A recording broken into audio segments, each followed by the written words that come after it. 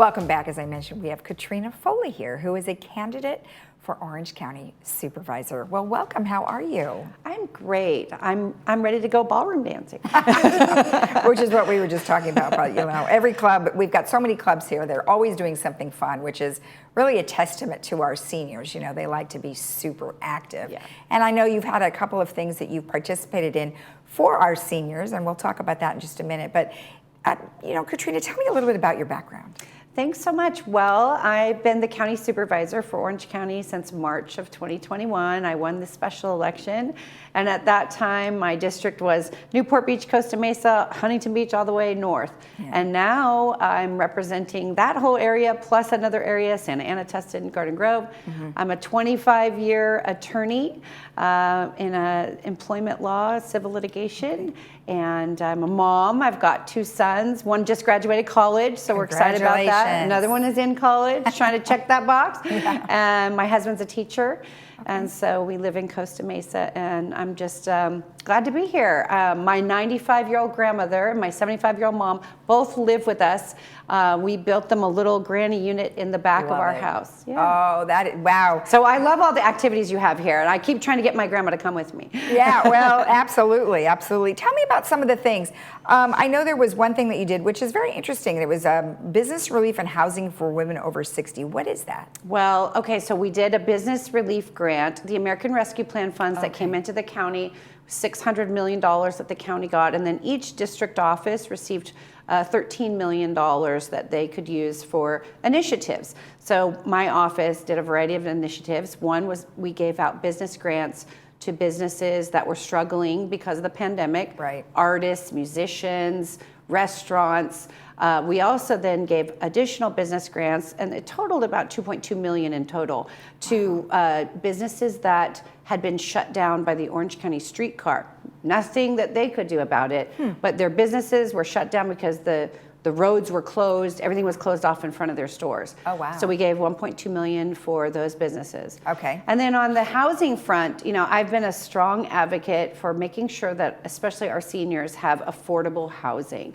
I know Laguna Woods here, everyone has a lot of opportunity to have a whole variety of different housing options, but that's not true throughout the rest of the district, and housing is getting very expensive. Mm-hmm. So we actually invested $1.5 million to build 43 units for women who are single and who are either on the verge of homelessness or who have become homeless. Okay. Many times it's because of being widowed suddenly and not having an income. Oh, that's interesting. Where is the housing going? That's in Santa Ana right now, and then we've been as a county really investing in seniors. There's a Lake Forest project that's underway, but we really need to do more to make sure that our seniors have a place where they can stay, because they have all their support networks where they live now, and we don't want that to be lost for them for their golden years.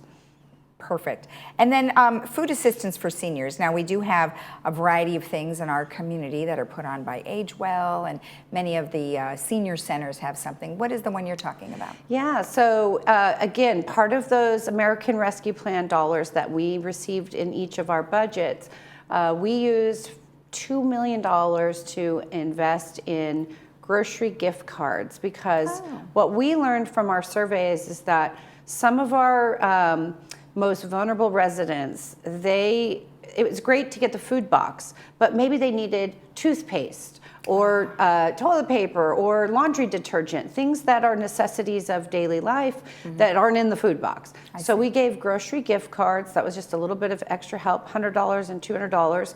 We took them to this assisted living and the senior housing in our community, as well as many other organizations.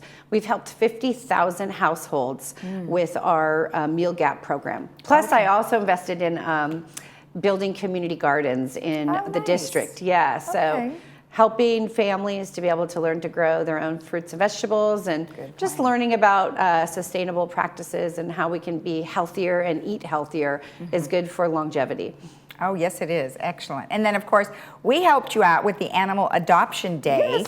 Hopefully you adopted every little furry creature. Do you know, we had such a great response. We were able to help get 510 animals Wow, adopted. that's a Yeah, so lot. thank you for your help. It was amazing, the community support. And I really think it boiled down to the reason why our shelter had an increase in animals was because a lot of people were returning animals after getting them from during COVID and then going back to work, not being able to care for them.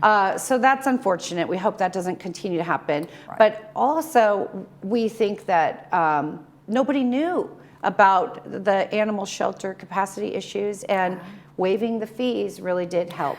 Oh, yeah. You know, sometimes those fees can be pretty costly. Yeah. Now, the Orange County Museum of Art, so grand opening happened not too long ago. Yeah, so I am a huge advocate for the arts. I grew up as a ballerina, and who knew I was going to become a lawyer, but but what I've always found is that the arts is really good for the soul. It brings people together. You know, unlikely allies can find a space to find common ground in a museum. And it's also really a great place for solace, contemplation. Our Orange County Performing Arts Center in Costa Mesa now has a new museum.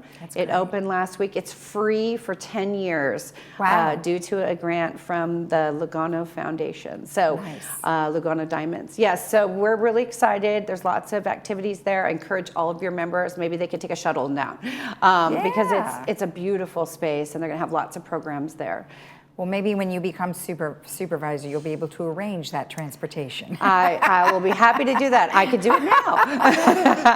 As your county supervisor, that is one of the things I really do like to invest in. I like to make sure that our tax dollars are benefiting the residents directly, and programs like transportation are really key. Well, excellent news to hear, because, you know, our residents are on a fixed income. And so many of the things that you talk about, you know, costs of adopting an animal or costs of going to the theater or whatever, they can be really high, especially when we're looking at inflation. That's right. The way it is now. So as a supervisor, what would you do to combat some of those things? Yeah, so what we've done, of course, in Orange County, I don't support any new taxes. That is something that our residents across Orange County cannot afford. And so we have tried to make it easier, cut red tape for small businesses, getting the grants out to help small businesses get open. We actually have workforce development programs where if you want to hire a veteran or if you are a veteran, you can work through our workforce development program, and we have funds to pay the wages for 3 months to get you started.